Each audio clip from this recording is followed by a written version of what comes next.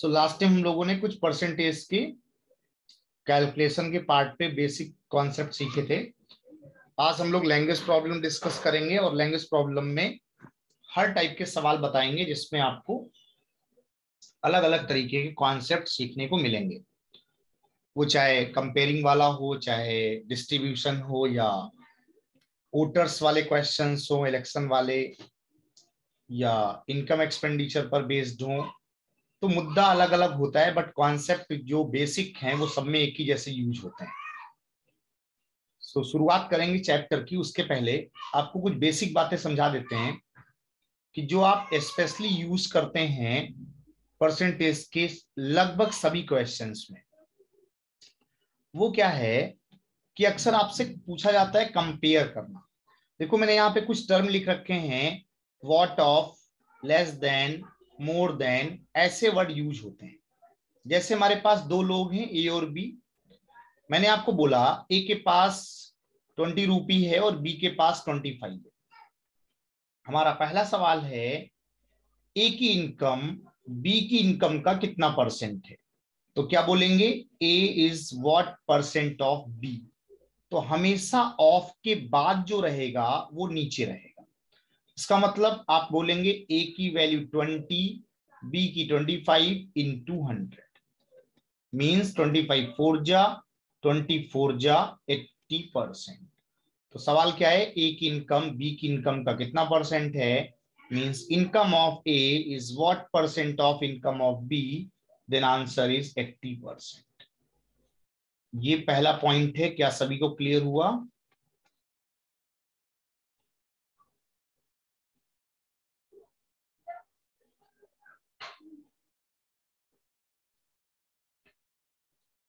Second point आता है, अगर हम आपसे पूछते बी ए का कितना परसेंट है, means B is what percent of A. तो बी किससे कंपेयर हो रहा है, ए से। तो अपॉन में क्या होगा, ए हो जाएगा। तो 25 अपॉन 20 इन 200 मीन्स 25 जा 25 5 जा कितना 125%। तो जब ए की कंपेयरिंग बी से कर रहे थे तो बी अपॉन में होगा, जब बी की तुलना ए से करेंगे तो ए अपॉन में होगा। ये दोनों बातें क्लियर हैं सभी को?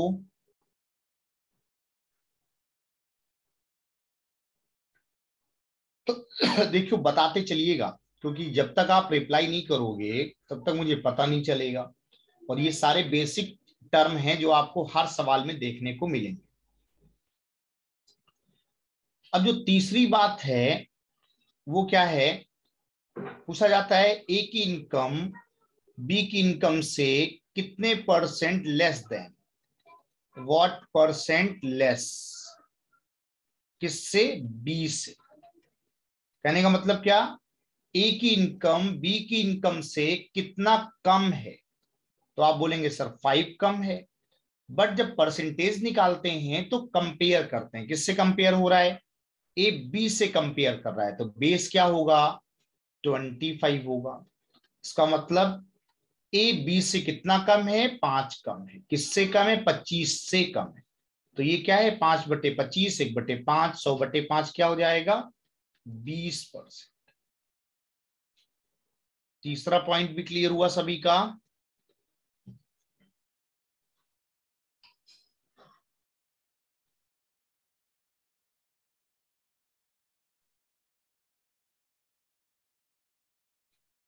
एंड फोर्थ वन क्या है, फोर्थ वन है कि अगर आपसे पूछा जाएगा बी ए से कितने परसेंट मोर है। ऑब्वियस है बी ए से मोर है, कितना मोर, 5। बट जब परसेंटेज में बताएंगे तो अपॉन में क्या बोलेंगे, 20 बोलेंगे। तो हमेशा ध्यान रखें देन के बाद वाला नीचे रहता है। ए बी के रिस्पेक्ट में कम है, कितना कम है, 5 लेस है, अपॉन में 25। लेकिन अब की बार हम कह रहे हैं कि बताओ भाई बी ए से कितने प्रतिशत मोर है। तो बी ए से कितना मोर, 1/4, 5 ज्यादा है बी किससे, ए से। तो ए कहां रहेगा, नीचे। 1/4 क्या होता है, 25%। प्रियंका क्लियर हुआ थर्ड वाला? अगर थर्ड वाला क्लियर होगा तभी फोर्थ क्लियर होगा।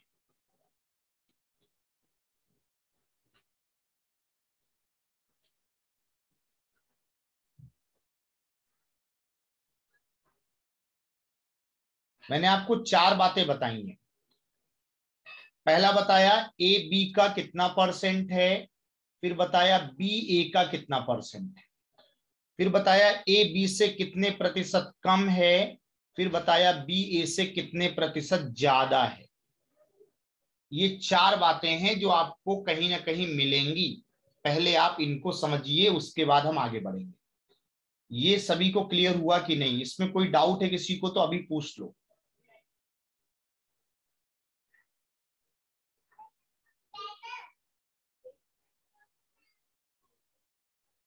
नो डाउट, सभी लोग क्लियर?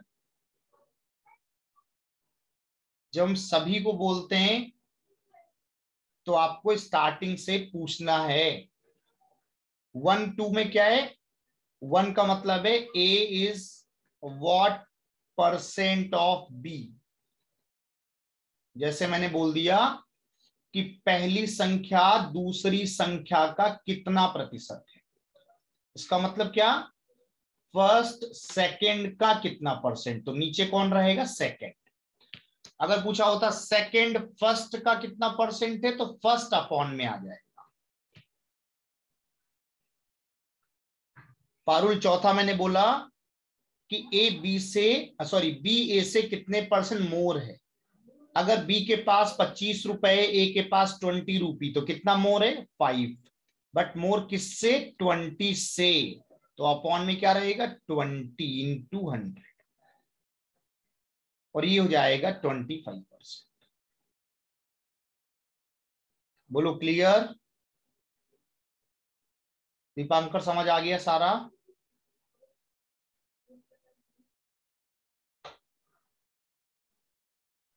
तो क्या आप लोग अब लैंग्वेज प्रॉब्लम के लिए रेडी हैं? लैंग्वेज प्रॉब्लम एक एक करके कराएं,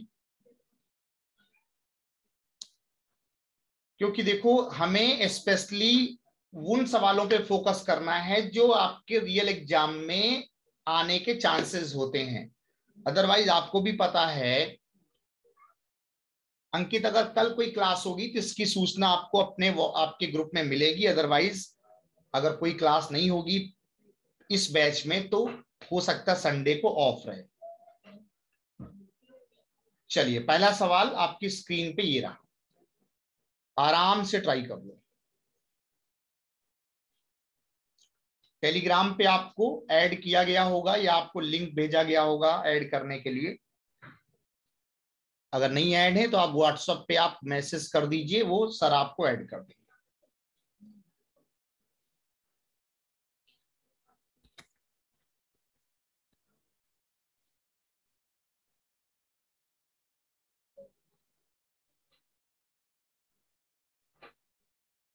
बिल्कुल बेसिक सवाल है, सारे लोग ट्राई करना।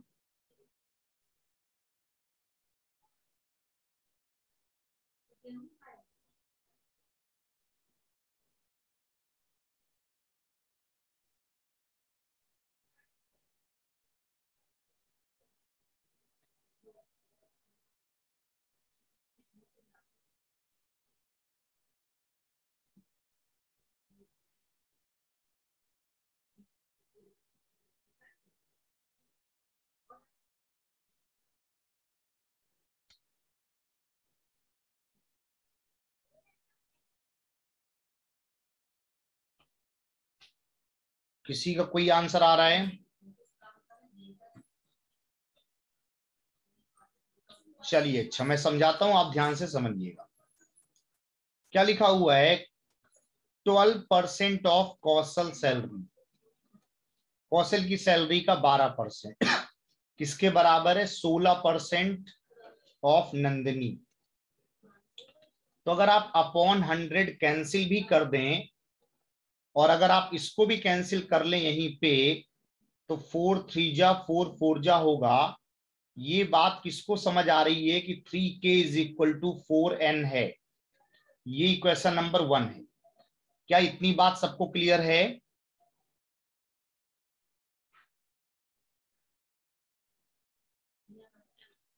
अब जो अगला पॉइंट है वो ये कह रहे हैं सुरेश का मासिक वेतन नंदिनी के मासिक वेतन का आधा है। मींस जो सुरेश का मासिक वेतन है वो नंदिनी के मासिक वेतन का आधा है। ये क्वेश्चन नंबर बी है, सेकंड है।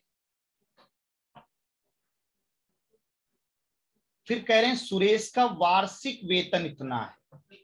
अब जरा ये बताइए, बातें यहां मंथली हो रही हैं और गिवन क्या है, वार्षिक, एनुअल। तो अगर एनुअल 1,08,000 है तो जब डिवाइड बाई 12 करेंगे तो क्या सुरेश की मंथली इनकम 9,000 रुपए आएगी? 12 का 9 गुना 108 होता है तो 1.08 है ये, वो भी लाख में है। तो 1,08,000 अगर पॉइंट हटा दें तो 12 9 जा 9,000 आएगा। यहां तक क्लियर है? अब अगर ये 9,000 है, कौन, सुरेश, तो अगर सुरेश 9,000 है तो ये 1/2n, इसका मतलब 2 इधर गुणा होगा तो नंदिनी का 18,000 हो जाएगा कि नहीं?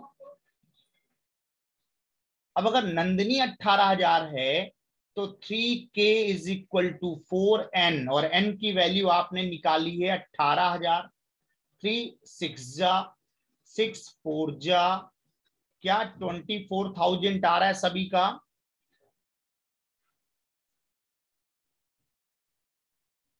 और अगर आ रहा है तो क्या ये समझ आया है?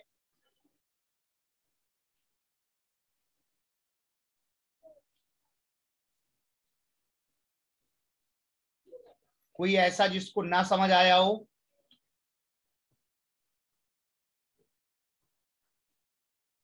सुरेश का दिया है एनुअल, सुरेश का डिवाइड बाई 12 कर दें तो पर मंथ आ जाएगा। पर मंथ सुरेश का पता है तो नंदिनी का क्या हो जाएगा, डबल, 18,000। अगर यहां 18,000 रख देंगे तो बस 3k is equal to 4n, n की वैल्यू 18, 3 डिवाइड में आ जाएगा तो 3 6 जा 6 4 जा 24,000। पारुल, जो स्टेप नहीं समझ आ रहा है वो बताना। पहली कंडीशन क्या है? पहली कंडीशन है 12% of k is equal to 16% of n। Upon 100 वाली बात तो कैंसिल हो जाएगी। 4 3 जा 4 4 जा, तो आपको मैंने क्या बताया कि 3 times of Kaushal is same as the 4 time of the Nandini. एक बात तो ये पता है। दूसरा आपको पता है सुरेश हाफ है, किसका हाफ है, नंदिनी का। उसके बाद आपको सुरेश की वैल्यू पता है 9,000। अगर सुरेश 9,000 है तो जब हाफ 9,000 है तो फुल क्या होगा, 18,000। इसका मतलब 2 से इधर मल्टीप्लाई हो जाएगा तो नंदिनी 18,000। अगर नंदिनी की वैल्यू 18,000 रख देंगे तो जब के निकालेंगे तो ये डिवाइड बाई 3 हो जाएगा कि नहीं? तो वही मैंने किया है, 4 into 18,000 divide by 3। Divide by 3 करेंगे तो 3 18, 6 चौको 24। ऑप्शन नंबर डी आंसर हो जाएगा। पारुल आ गया, दीपांकर क्लियर हो गया।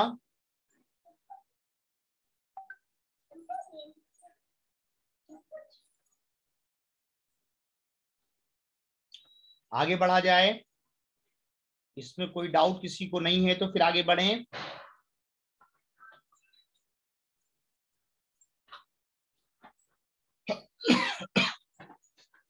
चलिए अगला सवाल देखते हैं, ध्यान देना।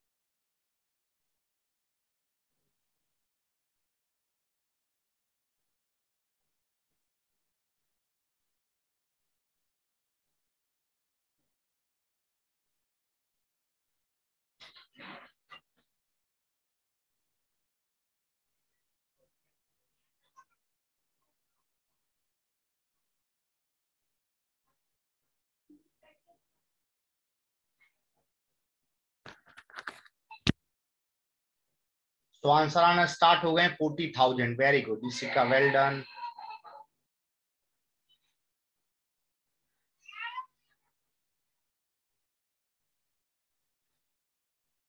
हमेशा ध्यान दो, कोई भी पर्सन जो उसकी स्टैंडर्ड इनकम है उसको क्या मानते हैं, 100% या 100 मान लेते हैं। 100 रुपए कोई व्यक्ति कमाता है, उसमें से 15% उसने LIC में निवेश कर दिया, मतलब अभी उसके पास कितना बचा, 85। अब कहा गया इनमें से, मतलब इस 85 में से 10%, अच्छा 85 इसने दे दिया मदर को, माता जी को, और माता जी ने इसमें से 10% घरेलू खर्चों में लगा दिया, मतलब 85 का 10% 8.5 होगा कि नहीं। ये बात किसको समझ आ रही है, जल्दी से बताओ। 100 में से 15 हो गया, 85 बचा, उसका 10% 8.5। 8.5 अगर और खर्चा हो जाएगा तो जो बचेगा वो कितना होगा हमारे लिए, ये हो जाएगा 86.5। बोलो 86.5 बच रहा है कि नहीं। इसका मतलब जो 86.5 बच रहा है उसकी वैल्यू कितनी है, सॉरी 76, हाँ 76, ये 76.5। अब जो 76.5 है उसकी वैल्यू कितनी है, 30,600। हमें बताना है उस व्यक्ति का मासिक इनकम, मतलब 100 की वैल्यू बतानी है। तो क्या बोलेंगे, 30,600 डिवाइड बाई 76.5 इंटू 100। देखो मैंने यहां डायरेक्ट लिख दिया, क्या जो गिवन है वो अपॉन में, जो चाहिए उससे मल्टीप्लाई। बीच में एक स्टेप आप नहीं लिखिए, बार बार एक बराबर। पहले बचपन में क्या करते थे, 7 बराबर 35, तो एक बराबर निकालने के लिए 35/7 करते थे। हम बार बार ये लाइन नहीं लिख रहे हैं, डायरेक्टली अपॉन में लिखिए, मल्टीप्लाई में जो चाहिए वो लिखिए। इसी को सॉल्व करना है, पॉइंट हटाइए, जीरो बढ़ाइए, सीधा सीधा ये 4 बार जाएगा कि नहीं। इसका मतलब 40,000 हमारा राइट आंसर है। अब बताइए किसको कौन सी लाइन नहीं समझ आई, जल्दी से पूछ लो कि सर ये वाला स्टेप मुझे बताइए। या सारे लोग क्लियर हैं, तो सभी लोग कंफर्म करें, आगे बढ़े।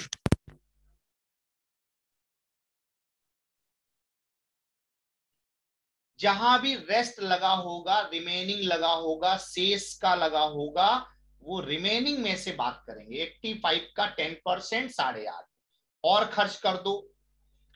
पारुल ध्यान दो, मैंने बोला 85 का 10%, उसने लिखा हुआ शेष का 10%। इसका मतलब 85 का 10% 8.5 होगा। कल बताया था, याद करो, परसेंटेज पढ़ाया था तो 85 का 10% क्या होता है, 8.5। 1/10 होता है 1/10 का मतलब 8.5। 8.5 माता जी ने और खर्च कर डाले तो कितना बचेगा, 85 में 8.5 घटा दो, 76.5 बचेगा। उसकी वैल्यू दी है, 100 की वैल्यू बतानी है ओरिजिनल। नेहा ऊपर का ही तो रिपीट किया है, 100 में 15 पहले खर्च हो गए, 85 में से 10% 8.5 और खर्च हो गए, कितना बचा, इसकी वैल्यू दी है, 100 की वैल्यू बता।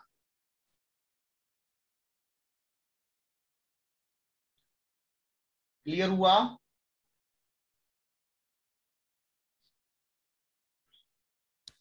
चलिए आगे बढ़ा जाए, सभी लोग क्लियर, आगे बढ़े।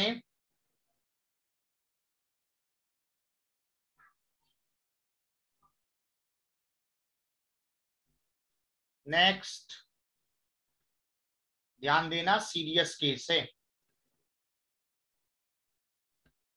और मैं आपको बता दूं, मैं स्पेशली वो क्वेश्चंस ही करा रहा हूं जो PO स्टैंडर्ड में पूछे जाते हैं।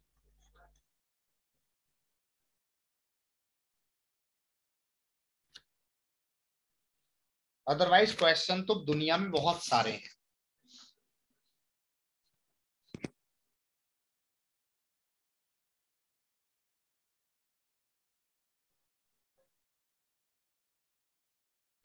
दीपांकर बात तो सही है, लेकिन फिर भी मैथ्स में थोड़ा बहुत पेन चलाना पड़ता है, तो कोशिश करो कि एक जगह कहीं रुक जाओ, ऐसे रास्ते में तो काम नहीं होने वाला।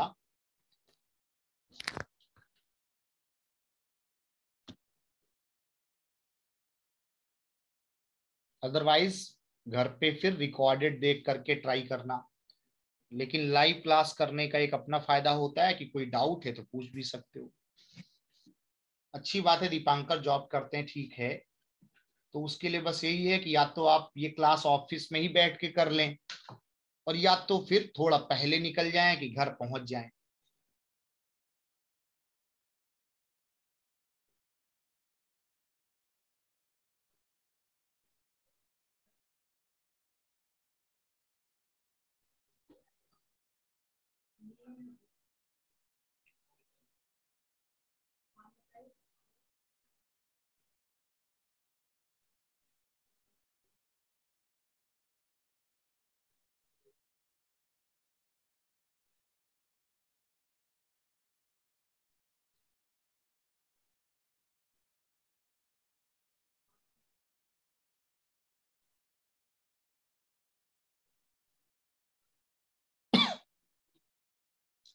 किसी ने ट्राई किया?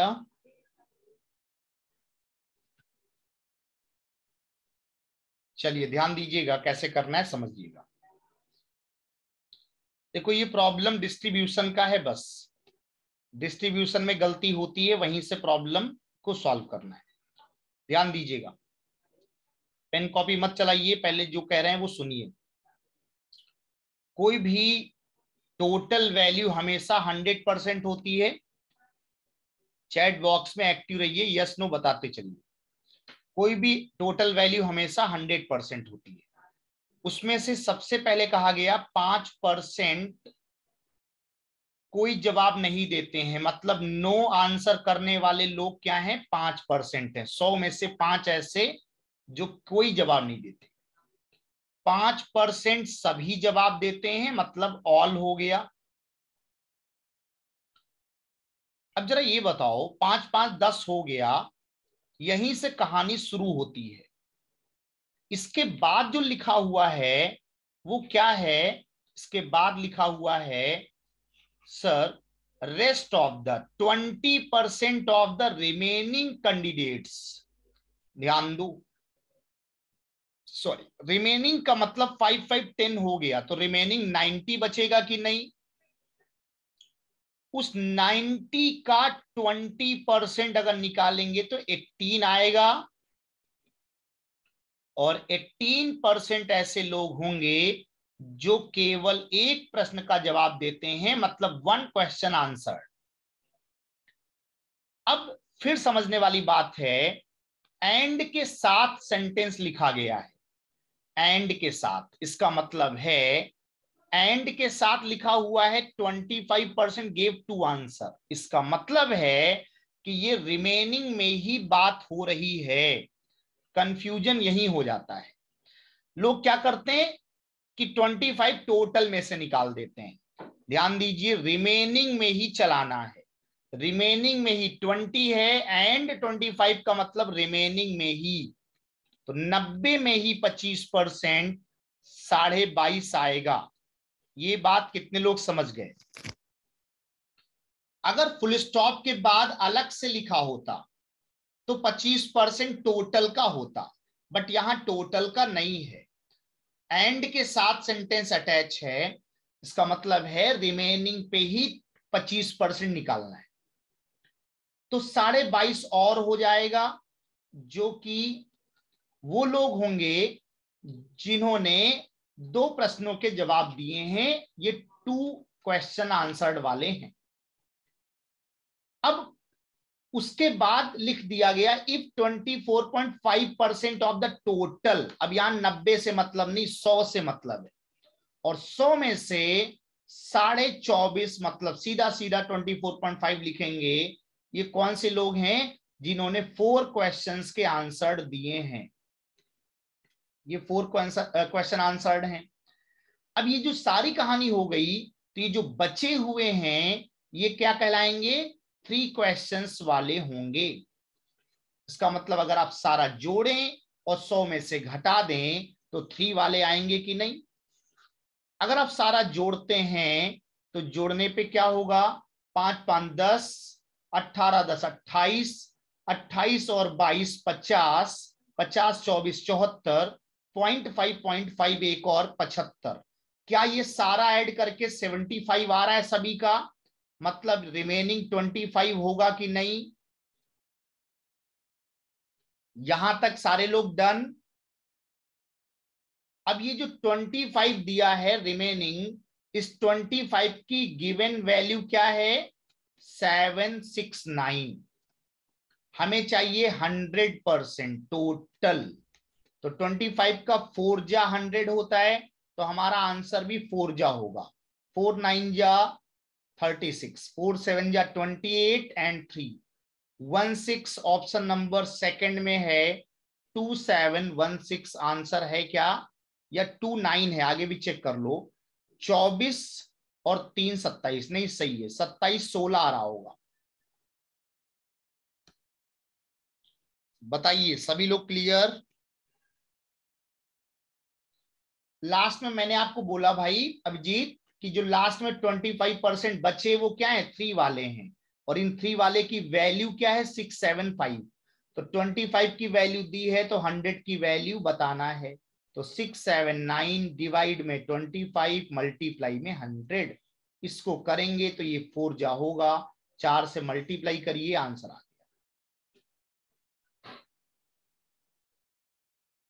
सोभिक जो स्टेप नहीं समझ आया वो पूछो, रिपीट तो हम 5 बार कर देंगे, लेकिन केवल रिपीट करने से तुम्हारा डाउट क्लियर नहीं होगा। जहां समस्या हो उसको पॉइंट करो तो हम समझाएंगे कि गलती यहां हो रही है तुमसे। 3 कैसे आया, वहां लिखा हुआ है ना कि गेव 3 आंसर्स, 3 प्रश्नों के जवाब देने वाले रिमेनिंग हैं कि नहीं।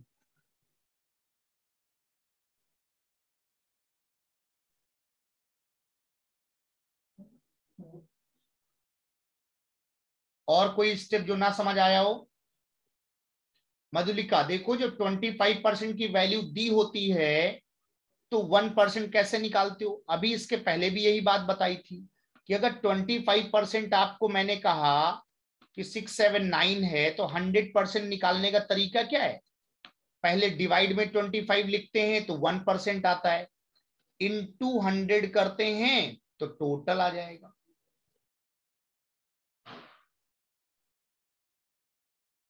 सो भी तो ये तो ऑब्वियस है कि क्वेश्चन बदलेगा तो मेथड तो बदल ही जाएगा। अब ऐसा तो है नहीं कि एक ही टाइप के 5 सवाल कराते रहेंगे।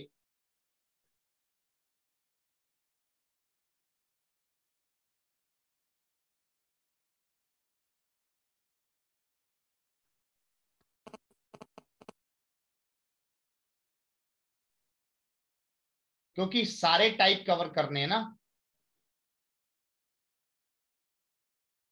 और कोई सवाल है किसी के मन में, कोई डाउट।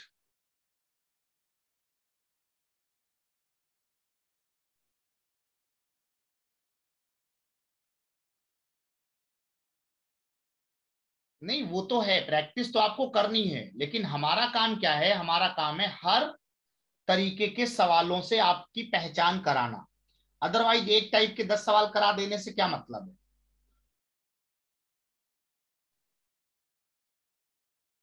तो यहाँ पे जो नया टर्म मिला वो क्या मिला, रेस्ट ऑफ द रिमेनिंग। तो रिमेनिंग का मतलब है कि आपको रिमेनिंग में से काउंट करना है, और एंड के साथ अटैच है, इसका मतलब है कि आपको ये समझना है कि 90 में से ही 2 कैटेगरी है, 90 में से 20% भी है और 90 में से ही 25% भी है। चलिए आगे बढ़ते हैं फिर अगले सवाल पे, फिर नया टाइप होगा, ध्यान दीजिएगा।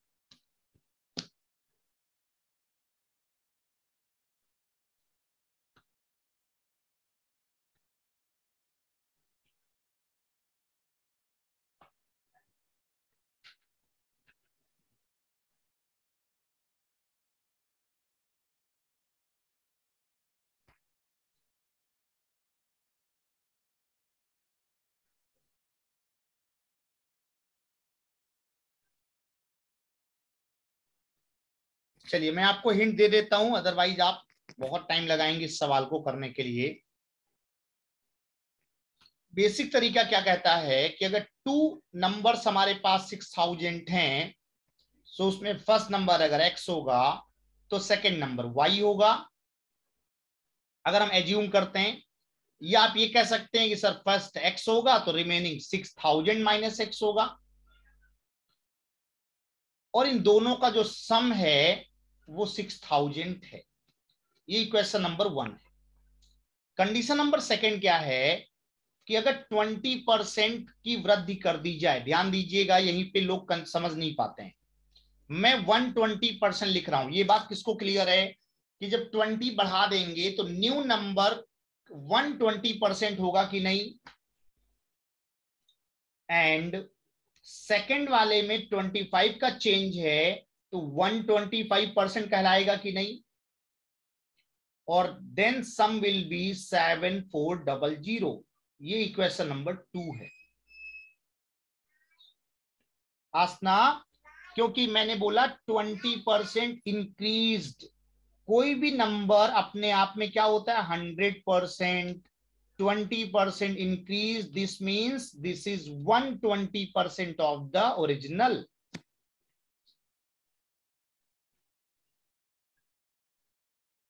Got it. वैल्यू एज्यूम करके हो सकता है, बट कॉन्सेप्ट मायने रखता है अभिजीत। ऑप्शन से करेंगे, डोंट वरी। अब ये इक्वेशन है, हमें केवल बनाना है इक्वेशन समझाने के लिए। मेन मुद्दा है ऑप्शंस, जो आप कह रहे हैं ऑप्शन से कर लेंगे। पहला ऑप्शन क्या है 4000। दूसरी संख्या देखो पूछा क्या, find the second number, means हम y को क्या माने ऑप्शन के अकॉर्डिंग 4000, तो फिर x क्या होना चाहिए 2000। इतनी बात समझ आ रही है। मैंने क्या किया, वैल्यू ऑप्शन से पुट की। अगर 4000 सेकेंड होगा तो फर्स्ट होगा 2000। अब ध्यान दो, 2000 का 120% निकालना है, एंड 4000 का 125% निकालना है, देन आंसर बिकम 74। तो ये क्या होता है, 12 का डबल 2400 आ रहा है ना, और ये क्या है डबल जीरो कैंसिल, 4 का 125 से गुना करेंगे तो 500, मतलब ये 5000 आ जाएगा। ऐड करके 7400 आ रहा है, देखो इसका मतलब ऑप्शन नंबर ए ओके है, जो कि सेटिस्फाई कर रहा है इस इक्वेशंस को। तो हिट एंड ट्रायल मेथड है, आप ऑप्शन से करेंगे ऐसे सवालों को। इक्वेशन ट्राई करेंगे तो ज्यादा लेंदी होगा, सॉल्विंग 1 एंड 2 वी गेट, वो सब नहीं करना है। एक्स और वाई ऑप्शन से उठाना है, क्लियर हो जाए। डन सभी का।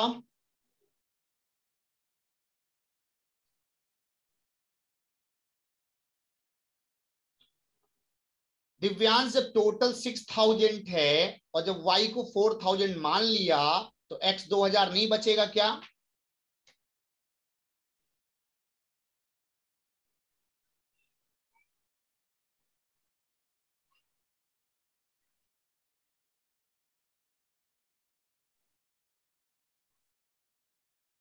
Anybody any doubt?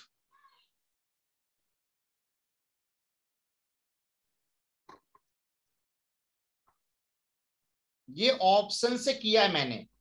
मैंने कहा x और y में कोई एक बताना है, वैल्यू ऑप्शन से उठा लो। आगे बढ़ सकते हैं। किसी के मन में कोई सवाल हो तो पूछ लो।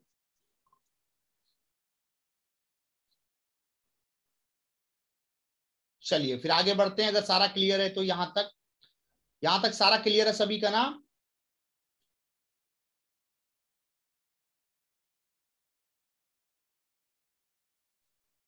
चलिए अगला सवाल ध्यान दीजिएगा।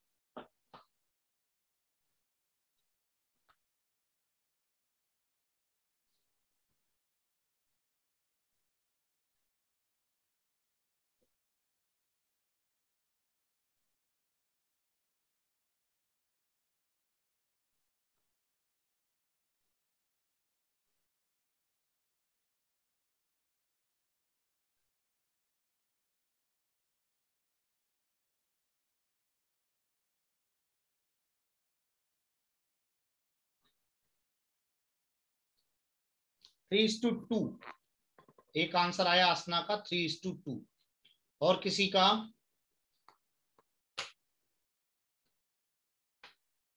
3:1। कुछ लोग कह रहे हैं सर 3:1 आएगा। चलिए ध्यान दीजिएगा, 68% क्या है, लिटरेट है, मींस 32 इलिटरेट होंगे। इतनी बात सभी को क्लियर है? आउट ऑफ 100 अगर टोटल मानते हैं तो 68 अगर लिटरेट हैं तो 32 क्या होंगे, इलिटरेट होंगे, जो साक्षर नहीं होंगे।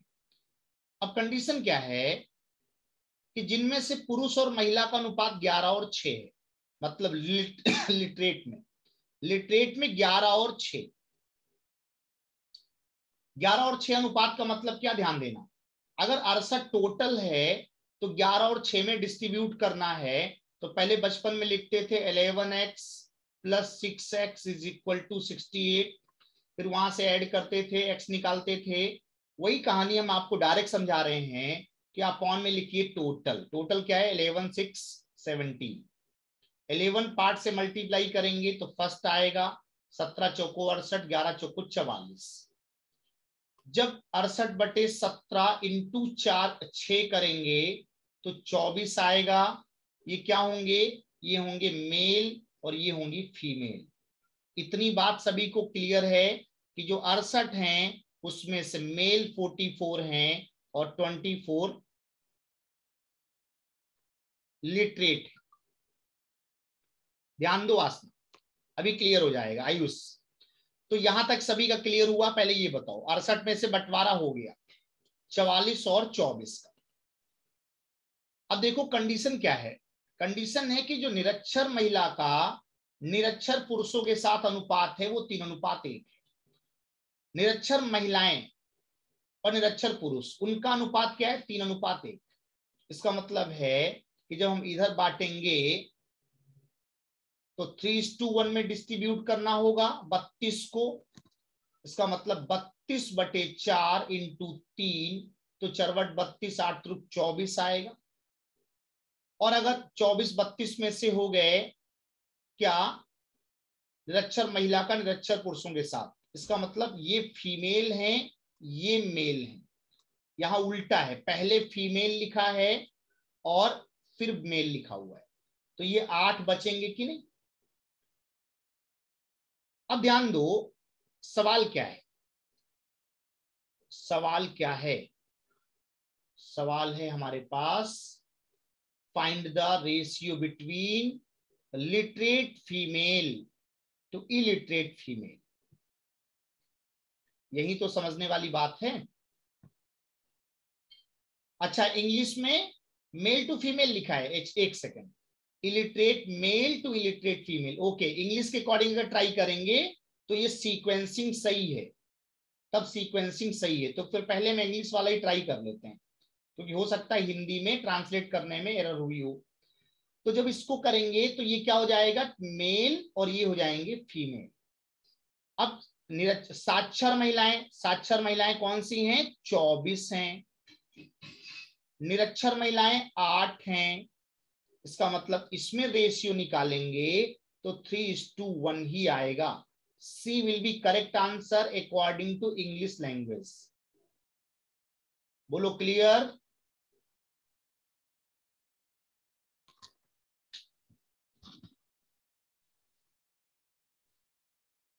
दीपिका लास्ट स्टेप देखो, लास्ट में मैंने बोला कि यहां 24 और यहां 8, 24:8, 3:1। लिटरेट के भी फीमेल लेने हैं, इलिटरेट के भी फीमेल लेने हैं। डन, बात समझ आ गई सभी को।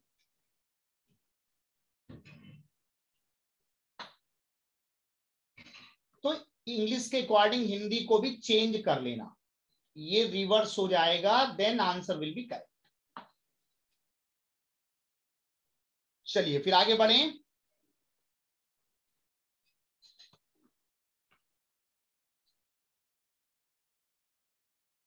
नेक्स्ट ट्राई करिएगा।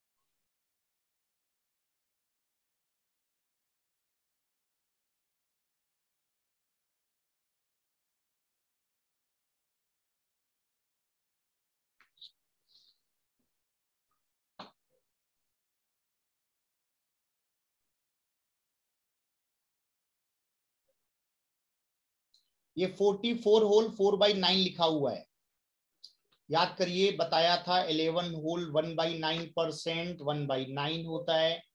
तो जब 44 4/9% की बात करेंगे तो 4/9 होगा।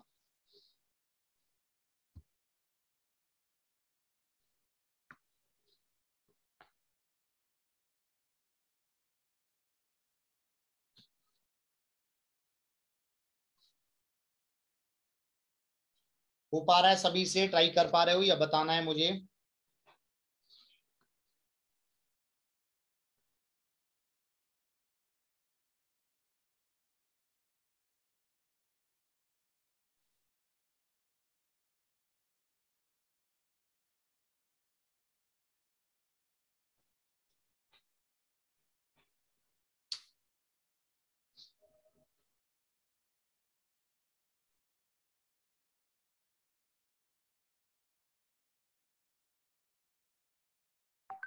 चलिए ध्यान दीजिए। अच्छा, पहली बात तो यहाँ पे फ्रैक्शन वैल्यू का कमाल है, सिंपली 10 20 30 40 नहीं है। तो पहले तो आप मुझे ये कंफर्म कर दीजिए, क्या 44 4/9% 4/9 होता है? ये सभी को पता है।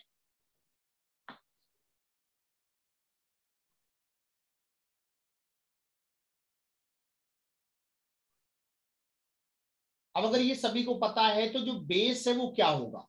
मोहन की आय व्यय से, इसका मतलब जो बेस है वो क्या होगा? व्यय। कंपेयर किससे हो रहा है? एक्सपेंडिचर क्या है? बेस। इसका मतलब है अगर एक्सपेंडिचर 9 होगा तो जो आय होगी वो 4 ज्यादा होगी, इसका मतलब 13 होगी। क्या ये स्टेप सभी को क्लियर है? जल्दी से पहले ये कंफर्म करें कि अगर एक्सपेंडिचर को 9 मानेंगे तो इनकम 13 होगी। क्यों?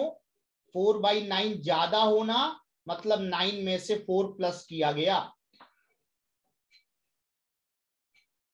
इसका मतलब जो सेविंग है वो 4 होगी कि नहीं?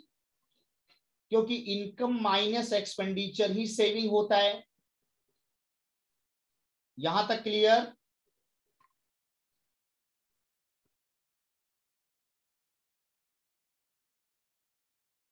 अब जरा समझिए, परसेंटेज में बोला गया 60%, 70%। तो अगर आपको पॉइंट से बचना है तो आप यहां जीरो पहले ही लगा लीजिए। उससे क्या होगा? 130 का 60% निकालना आसान होगा। आयुष भैया 4/9 लास्ट वाली क्लास की थी कि नहीं की थी? लास्ट वाली क्लास में बताया था 11 होल 1/9%, 1/9 होता है, याद आ रहा है? तो जब इसका 4 गुना लिखेंगे 44 4/9, तो ये 4/9 होगा कि नहीं?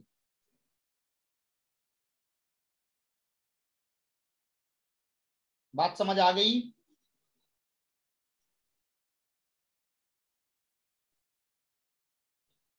क्योंकि जो बेस होता है वही एक्सपेंडिचर लिया जाता है। देखो क्या लिखा, more than his expenditure. Income किससे कंपेयर हो रही है? एक्सपेंडिचर से। तो जो बेस वैल्यू होगी वो क्या होगी? एक्सपेंडिचर।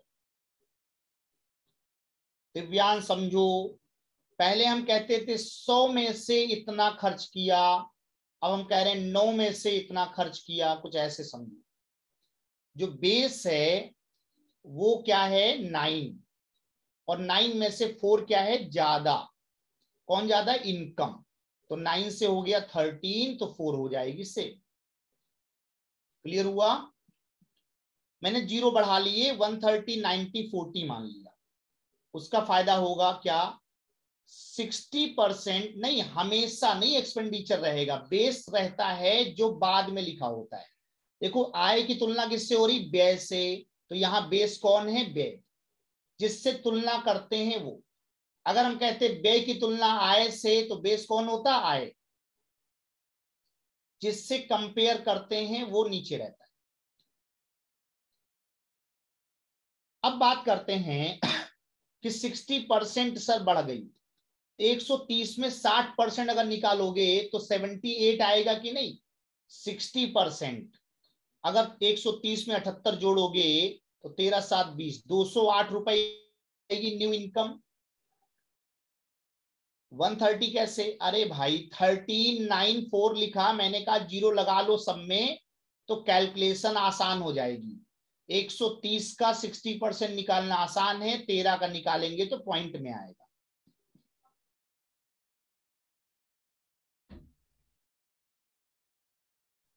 बात समझ आ रही है? तो 90 का 70% अगर बढ़ाएंगे तो 90 का 70% क्या होगा? 63। इसका मतलब 9 6 15। आपकी जो एक्सपेंडिचर है 153, पहले इनकम 208, अब खर्चा 153, तो बचत कितनी होगी? माइनस करके बताओ। 8 में 3 गया 5, 15 5 20, 55 की बचत है कि नहीं? पहले बचत 40 की थी, कितने का चेंज आया? 15 का। ये जो 15 का चेंज है इसकी वैल्यू क्या है? 24,000 लिखा हुआ है ना।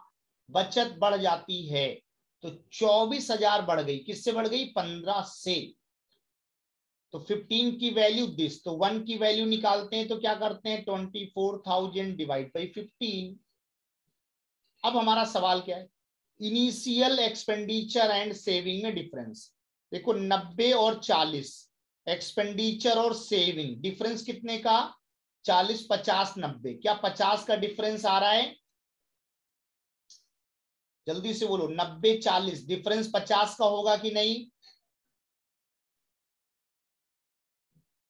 इसका मतलब 50 की वैल्यू चाहिए तो 50 से कर देंगे मल्टीप्लाई। ठीक है, तो ये हो जाएगा हमारे लिए 3 5 जा 3 8 जा 5 10 जा 80,000 will be answer.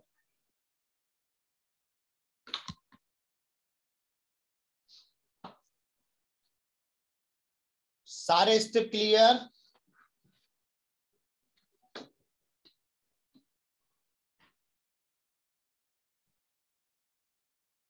Anybody any doubt?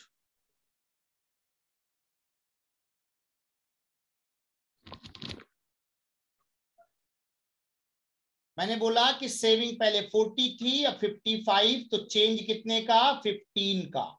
15 का जो चेंज है वो 24,000 है, वैल्यू में लिखा ना। Saving increased by 24,000 means 15 change 24 की वैल्यू है, तो 1 की वैल्यू क्या होगी? Divide by 15। तो 50 की वैल्यू निकालना है तो 50 से मल्टीप्लाई।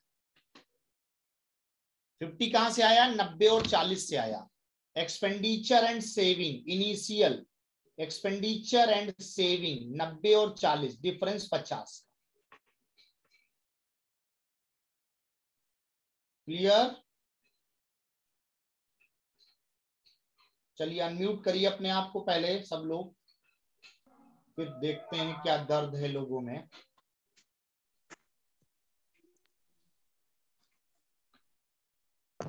बताइए क्या दर्द है? समझ आ रहा है किसी को कुछ भी? सर आ रहा है। अनम्यूट कर लो अपने आप को, मैंने राइट किए हैं। अनम्यूट करके बोलो कौन बोल रहा है। कोई नहीं बोलेगा? किसी को नहीं आ रहा समझ में? सर बोलो। Excuse me sir. सर मुझे बस ये पूछना था कि इन क्वेश्चंस को बेटर समझने के लिए और क्या कर सकते हैं, क्योंकि क्वेश्चंस नहीं समझ में आ पाते हैं ये वाले। अब देखो है क्या एक्चुअली, अभी हम लोग टारगेट बैच में हैं, तो टारगेट बैच में है तो टारगेट वाले क्वेश्चंस ही करा रहे हैं। ऐसा तो है नहीं कि बिल्कुल बेसिक करा देंगे। बेसिक करा देंगे तो एग्जाम में वो नहीं आएंगे।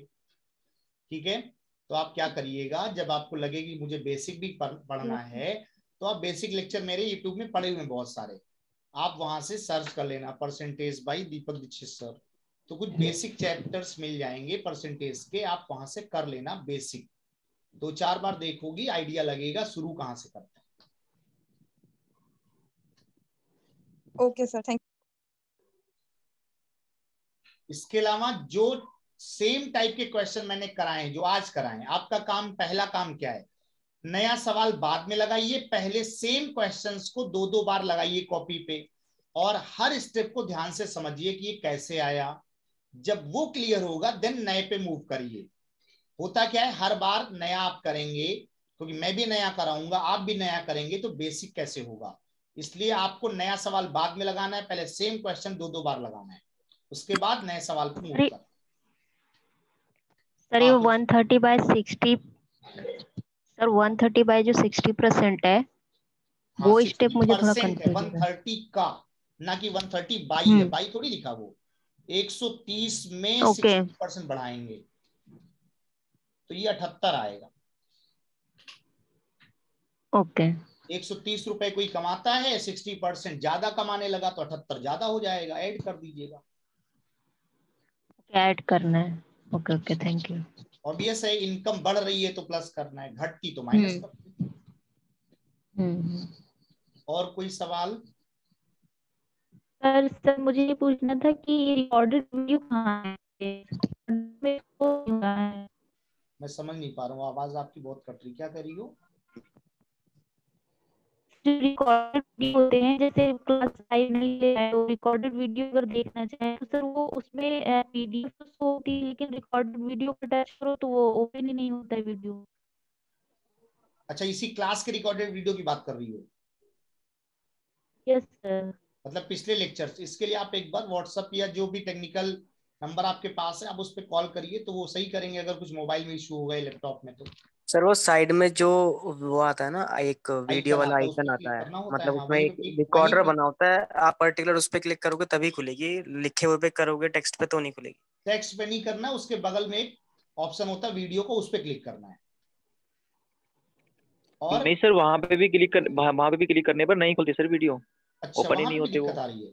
Yes sir. अच्छा, और पीडीएफ मिल जा रहा है वहीं बगल में? यस सर, पीडीएफ तो सर ओपन हो रहा है लेकिन वीडियो नहीं चल पा रहा है सर। रिकॉर्डेड वाले? Yes sir. अच्छा, ये सबके साथ ऐसा हो रहा है कि कुछ पर्टिकुलर के साथ?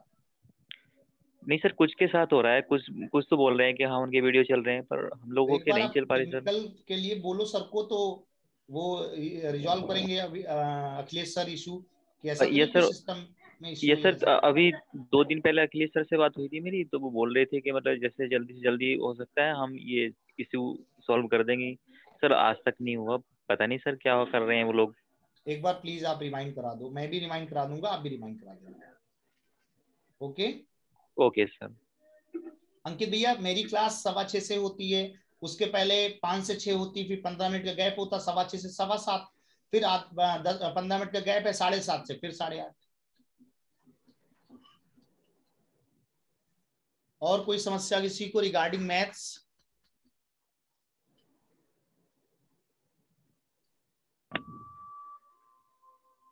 संडे की रेगुलर क्लासेस अगर नहीं होंगी तो फिर आपके पास शेड्यूल नहीं आएगा।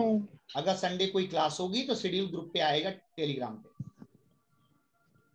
Okay sir. संडे, दिवाली, ये सारी चीजें आपको ग्रुप पे ही पता चलती रहेंगी कब कौन सी क्लास होनी नहीं होनी, क्योंकि अभी ये इंफॉर्मेशन मेरे पास भी नहीं है, तो मैं कैसे आपको बता दूं।